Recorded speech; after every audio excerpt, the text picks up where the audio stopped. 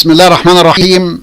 رب اشرح لي صدري ويسر لي امري واحلل عقدة من لساني يفقهوا قولي. صدق الله العظيم. واعزائي متابعي ومشاهدي فيديوهات قناه كروتنا نيوز، اهلا ومرحبا بحضراتكم في فيديو جديد من فيديوهات القناه. فيديو جديد هنتكلم فيه ان شاء الله عن مكانه النادي الاهلي وعن وضع النادي الاهلي سواء في مصر او خارج مصر، على مستوى الوطن العربي او على مستوى افريقيا او على مستوى العالم.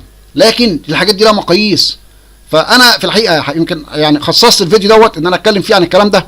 طيب احنا هنتكلم فيه عن النادي الاهلي انا وحضراتكم لا نقول راينا، لا احنا شهادتنا مجروحه، احنا اهلاويه فشهادتنا هتبقى مجروحه ان احنا بنجامل نفسنا. فيا سيدي لا، مش احنا اللي هنتكلم ولا هنجيب حد يتكلم، احنا هندي العيش لخبازه وهناخد الكلام من جهه الاختصاص اللي هو الموقع الرسمي. طيب مين هو الموقع الرسمي؟ هو الاتحاد الدولي للتاريخ والاحصاء لكره القدم. هنروح للاتحاد الدولي ونشوف الاتحاد الدولي ده عمل الترتيب بتاعه وبيقول، عارف انت معلش يعني اسمحوا لي باللفظ كده، معاه ميزان وبالميزان ده يوزن كل نادي، بيقول النادي ده وزنه يساوي كذا. فتعالوا نشوف او نتعرف على مكانة ووضعية كل نادي، وبتكلم هنا على الأندية المصرية على مستوى العالم. يلا مع بعض ننتقل ونشوف الترتيب ده مع بعض.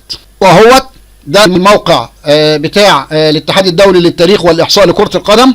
هننزل تحت شوية مكتوب التصنيف العالمي للأندية، خلاص. هننزل تحت نشوف العنوان اهو، من كلاب وورلد رانكينج، عبارة عن من اللي هو طبعا عايز اقول لك يعني ان دي كرة القدم للرجال. كلاب وورلد رانكينج يعني تصنيف الأندية العالمية، خلاص. جانوري 2023 يعني يناير 2023، يعني التصنيف ده اتعمل في يناير 2023. طيب باي اي اف اف اتش اس اللي هو اختصار لكلمة الاتحاد الدولي للتاريخ والإحصاء لكرة القدم. بيقول ايه؟ 502، يعني هو مختار 502 نادي، افضل 502 نادي على مستوى العالم. طيب الفترة بقى الأندية دي ترتيبها على انهي فترة؟ بقول لك 1 6 جانوري 2022، يعني من 1 يناير 2020 لحد 31 ديسمبر 2022. يعني باختصار الترتيب ده عن سنة 2022، عشان كده طلع في يناير 2023. ونبقى بسم الله هنلاقي بداية التصنيف كده سي ار فلامينجو من البرازيل. طبعا انا مش هقعد اقراه كلها لان ده 500 نادي، بس خلينا ننزل كده تحت كده شويه. لما نبص هنا اهو هنلاقي رقم 17 النادي اللي واخد ترتيب على مستوى العالم، رقم 17 الاهلي اس سي ايجيبت على 3. طيب يعني ايه الكلام ده؟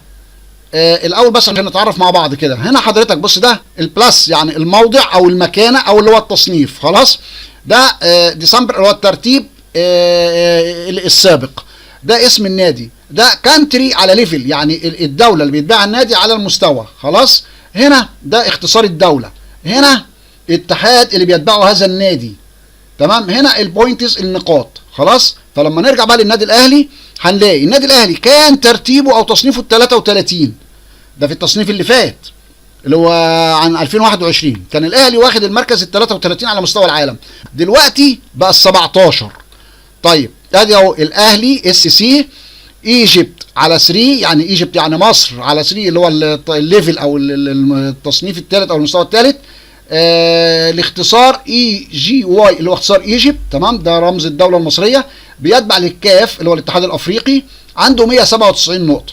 طيب انا حابب بس قبل ما ابدا حابب اوري حضرتك حاجه. التصنيف ده عن سنه ايه؟ 2022، من 1 يناير 2022 ل 31 ديسمبر 2022.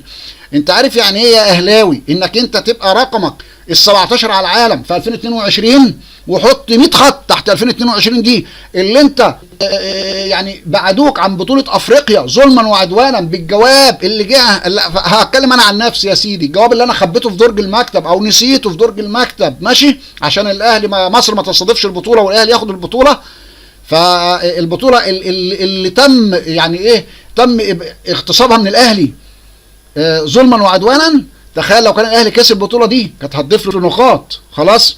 بعد كده بطولة الدوري اللي بالتحكيم وفي مجاملات وفي وبفعل فاعل تم ان الدوري يتوجه لنادي معين، خلاص. فانا بكلمك على 2022 اللي لسه الكاس بتاعها لسه بيتلعب مخلص، يعني لو كان الكاس ده اتلعب في ميعاده والاهلي كسب الكاس وكسب الدوري وخدنا بطوله افريقيا اللي طبيعي ان احنا كنا نكسبها، كانت كل ده هتدينا نقط. طب تفرق معانا؟ تفرق يا باشا. انت ترتيبك هنا ال 197، اللي قبل منك باريس سان جيرمان عنده 200 نقطه، يعني انت بينك وبين باريس سان جيرمان 3 نقط. تخيل لو انت خدت الثلاث بطولات دول كانوا هيزودونا في النقاط، فكان ممكن جدا نبقى ال 16 نبقى ال 15، لان اللي قبليه بيني وبينه 3 نقط، والفريق ال 16 عنده 200 نقطة، يعني من الآخر أنا بيني وبينه 5 نقط، واللي فوق منه 203 نقطة بس، يعني فرق نقطة واحدة بين ال 14 وال 15. فالقصة اللي أنا عايز أقولها إحنا متقاربين جدا مع اللي إحنا في ال 17 ال 16 وال 15 وال 14، إحنا قريبين جدا منهم خلاص. فلو كنا إحنا خدنا البطولات دي، لو الامور ماشيه طبيعيه وكان طبيعي ان احنا كسبنا البطولات دي، كان زاد التصنيف بتاعنا عن كده، رغم ان 17 ده انجاز عالمي. نكمل بقى التصنيف بتاعنا عشان ما نطولش الفيديو اكتر من كده. احنا كنا ال 33 بقينا ال 17. طيب بس كده. طب تعالوا نتعرف بقى على بقيه الانديه المصريه. اسمحوا لي بقى عشان ما اضيعش وقت، هننزل بس اسمحوا لي نركب الاسانسير عشان ننزل بسرعه. لو ركبنا الاسانسير كده اهو وقعدنا نوصل نوصل نوصل نوصل علشان نشوف النادي المصري بعد كده، هنلاقي رقم 63 الزمالك اهو خلاص، يجي على 3 دولة مصر على مستوى الثالث ب 145 نقطة ونص. الاهلي 197 نقطة، الزمالك ب 145 نقطة ونص خلاص. الزمالك ترتيبه 63، كان 92 بقى 63. لو كملنا بقى الاسانسير ونزلنا عند المركز ال 85 اهو، هنلاقي ايه فين هنا في المركز ال 85 هنلاقي بيراميدز خلاص اهو، ايجيبت على 3 ب 130 نقطة خلاص. لو نزلنا شوية كملنا بالاسانسير ووصلنا للمركز ال 171، هنلاقي هنا اهوت في ال 171 اهوت، هنلاقي هنا اهوت الفيوتشر اف اس خلاص، كان 243 بقى 171، مش ان انا اتقدمت كام نقطة يعني خلاص. فبالتالي طيب اسمحوا لي بقى اعمل لكم بقيه الاحصائيه بقى بسرعه من دون ما نحرك الجدول عشان الوقت. الاهلي كان في المركز ال 33 بقى ال 17 ب 197 نقطه، الزمالك كان ال 92 بقى ال 63 ب 145 نقطه ونص، بيراميدز كان ال 98 بقى ال 85 ب 130 نقطه، فيوتشر بقى ال 243 كان ال 243 بقى ال 171 ب 90 نقطه و75 من 100.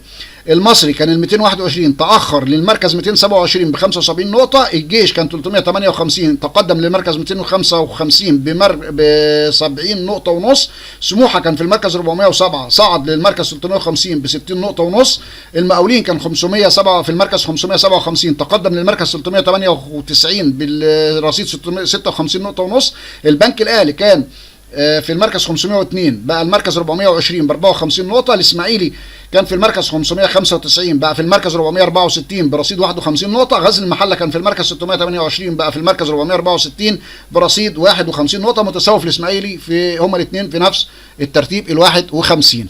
و ده الترتيب قدام حضراتكم اهوت خلاص، وانا مشغولك بالراحة. انت حضرتك في اي وقت وقف الفيديو وشوف اللي انت عايزه وشوف الارقام، هتلاقي الترتيب اللي انت عايزه. انا ماشي لك الفيديو بالراحه اهوت علشان حضرتك في اي وقت وقف الفيديو بس وراجع الترتيب اللي يعجبك اهو. الفيديو الجدول كله قدام حضراتكم اهو، في اي لحظه وقف الفيديو وشوف الترتيب اللي انت عايزه. لو انت مش عايز تشوف حاجه انا مثلا ما قلتهاش، دي اللي انا قلتها دي هي دي الانديه المصريه اللي موجوده في ال 502 نادي اللي ده ظهروا ضمن التصنيف.